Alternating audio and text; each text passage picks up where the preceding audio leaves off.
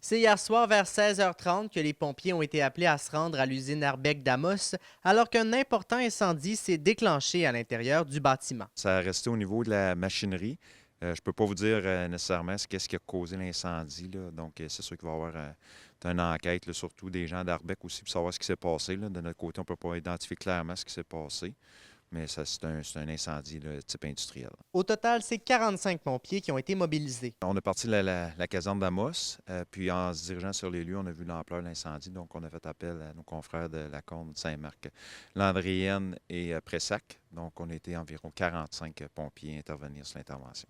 Un scénario qui génère des inquiétudes. Première réaction, c'est une grande inquiétude. On souhaite qu'il n'y ait pas personne qui soit blessé. On espère aussi que nos services d'incendie vont être en mesure de contenir le feu.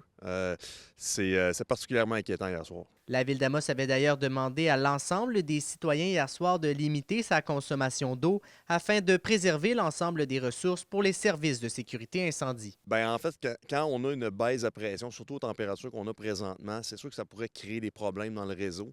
Ça peut aussi occasionner des problèmes de gel de ligne. Nous, ce qu'on a dû faire, c'est on vient mettre un débit d'eau supplémentaire dans la canalisation pour s'assurer que toutes les têtes de gicleurs fonctionnent à leur maximum.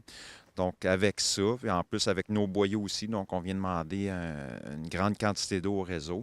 Donc, c'était pour vraiment s'assurer là, que le réseau puisse fournir à la demande. Maintenant, quelle sera la suite des choses pour l'usine? L'objectif là-dedans, c'est sûr qu'il y a beaucoup de travailleurs, hein. Alors, ça concerne des vies, des familles.